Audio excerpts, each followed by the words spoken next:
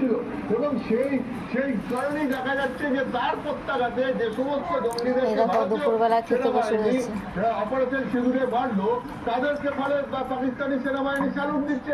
ফলে এই জঙ্গি হামলার ঘটনার সঙ্গে পাকিস্তান সরকারের যে সরাসরি যোগ রয়েছে এটার বলার অপেক্ষা রাখে না। আমের আচার, সেই আম আমাদের দেখিয়েছিলাম, সেই আমের আচার। প্রত্যাঘাতের পর দেখো কারোর জিভে যেন জল না আসে। কে কে এই আম তেল আচার খেতে ভালোবাসো, ভাত দিয়ে খুব ভালো লাগে খেতে। কে কে ভালোবাসো কমেন্ট করে জানাবে।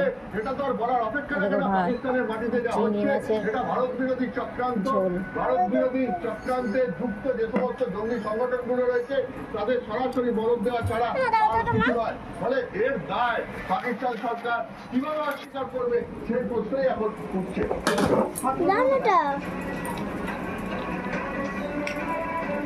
দেখি অপারেশন সিঁদুর যেখানে একেবারে পহেলগাঁওয়ে